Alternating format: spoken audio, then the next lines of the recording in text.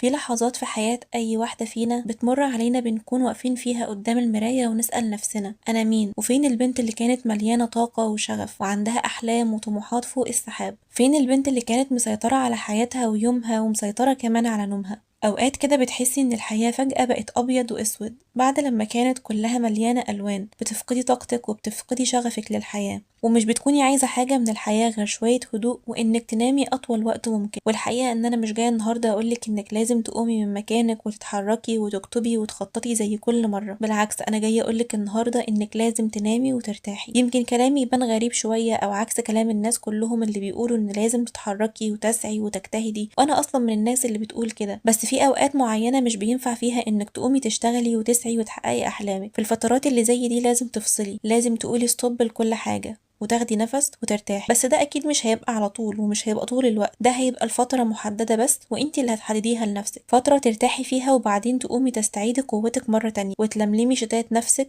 وتكملي المشوار. في الفترات اللي زي دي عايزاكي تحددي لنفسك وقت ترتاحي فيه وتفصلي فيه عن كل مسؤولياتك لو قدرتي، ولكن لو ما قدرتيش انك تفصلي عن مسؤولياتك كلها يبقى تحاولي تخففي منها على قد ما تقدري. لو حاسة انك عايزة تنامي لفترة اطول من المعتاد نامي وارتاحي وخدي وقتك، ولو حاسة انك عايزة تقعدي لوحدك في هدوء كمان اقعدي، شوفي ايه الحاجة اللي بتريحك واعمليها، ما تحاوليش تقاومي التعب اللي جواكي، اسمحي له انه يكون موجود علشان يقدر يمر بسلام، لانك لو فضلت تقاومي وتتظاهري انك كويسة طول الوقت ده هيطول معاكي وهيتراكم اكتر واكتر. بس في نفس الوقت لما تاخدي استراحة حاولي ما تطوليش علشان ما تدخليش في مود اكتئاب وما تعرفيش تطلعي منه بسهولة. ارتاحي شوية من الحياة والمسؤوليات، لأنك في الغالب هتكوني مرهقة من دوامة الحياة اللي احنا فيها، سواء بقى من شغل لدراسة أو لأولاد وبيت وزوج لو عندك، فدايما من فترة للتانية هتحتاجي تاخدي بريك. بس أهم حاجة بقى وانتي بتاخدي بريك علشان ترجعي تشحني طاقتك مرة تانية هو إنك تقربي من ربنا أكتر. قربك من ربنا هو الحاجة الوحيدة اللي هتشحنلك طاقتك مرة تانية. أرواحنا لما بتكون مرهقة مش بيرجع لها طاقتها وقوتها تاني غير علاقتنا مع ربنا ومع إنك تقرأي قرآن أكتر.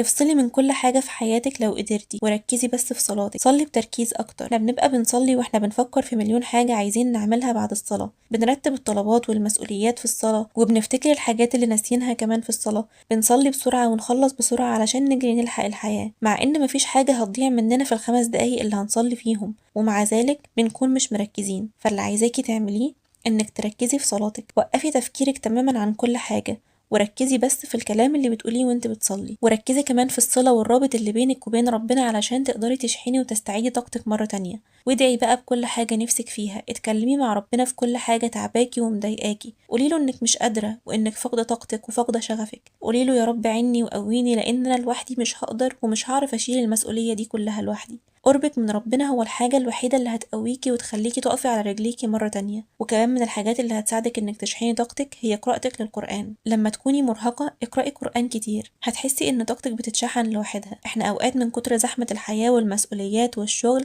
بنهمل الجانب الروحي، والجانب الروحي ده اصلا هو الاساس، وده عمر ما في حاجة هتشحنه غير قربك من ربنا. فمهما حاولتي ورحتي وجيتي في انك تجربي حاجات تانية تشحن طاقتك، قربك من ربنا هو الحاجة الوحيدة اللي هيرجعلك طاقتك مرة تانية. وبعد لما تبقي كويسة وتحسي انك نوعا ما بدأتي تستعيدي نفسك مرة تانية، قومي على طول واحدة واحدة وحاولي ترتبي حياتك مرة تانية وترتبي اولوياتك ومهامك. وزي ما قلتلك دايما ابدأي يومك ب10 دقايق لوحدك، اشربي حاجة بتحبيها، اسمعي حاجة بتحبيها، اتنفسي بهدوء.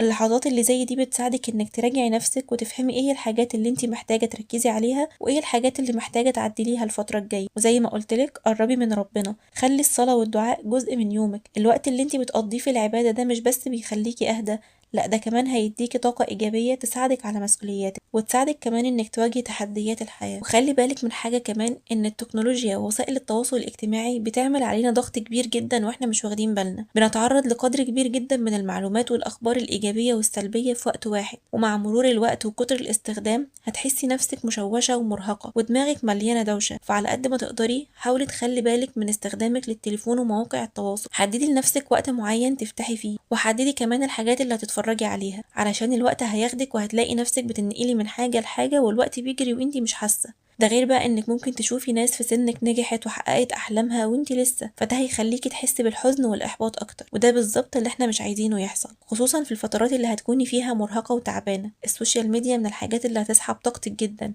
ولو لاحظتي هتلاقي ان بعد كل مرة بتستخدمي فيها السوشيال ميديا لفترات طويلة هتلاقي نفسك مخنوقة ومتضايقة ومش طايقة نفسك. فمن البداية قللي استخدام وحافظي على طاقتك. ومهم جدا كمان انك تعتني بنفسك نفسيا وجسديا، عناية بسيطة لشعرك ولبشرتك او حتى للبسك هتحسسك انك رجعتي تتحكمي في حياتك مرة تانية في وسط دوشة الحياة دي كلها. ولما تكوني تايهة احيانا جربي حاجات جديدة زي انك تتعلمي مهارة او تمارسي رياضة او حتى انك تخرجي في مكان جديد ما روحتيهوش قبل كده، او تعملي حاجات مختلفة عن العادي او الطبيعي بتاعك. احيانا اننا نعمل حاجة مختلفة ما عملناهاش قبل كده ده بيخلينا نحس بسعادة وبيخفف من الضغط النفسي اللي بنحس بيه. كمان من الحاجات اللي هتساعدك انك تحسني من نفسيتك وتستعيدي طاقتك مرة تانية هي انك تشتري لنفسك حاجات جديدة. حاولي تفرحي نفسك بحاجة حتى لو بسيطة، بس اي تغيير بسيط او اي حاجة جديدة هتعمليها لنفسك حتى لو كانت صغيرة هتفرق جدا في نفسيتك وفي طاقتك. في ناس لما بتشتري هدوم بتكون مبسوطة، وفي ناس لما بتشتري ميك اب بتكون مبسوطة، في ناس بتحب تشتري اكل. فشوفي ايه هي الحاجات اللي بتفرحك وبتغير مودك واعمليها لنفسك، ما تستنيش حد يجي يعملها لك. اهتمي انتي بنفسك وحبي نفسك علشان تقدري تعدي الفترات الصعبة اللي بتمر بيها في حياتك. وخلي بالك ان ممكن يكون سبب من اسباب انك مرهقة او فاقدة طاقتك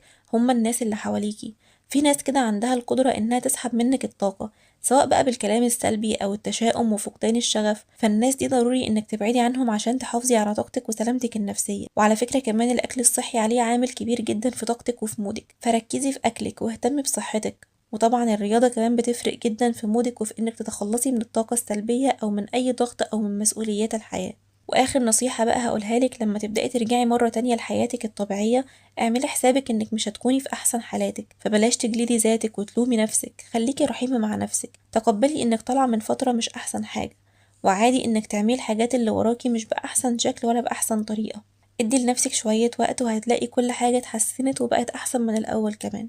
وبس كده كان فيديو النهاردة، يا رب تكونوا استفدتوا. وما تنسوش اللايك والشير والسبسكرايب، واشوفكم على خير في فيديو جديد. مع السلامة.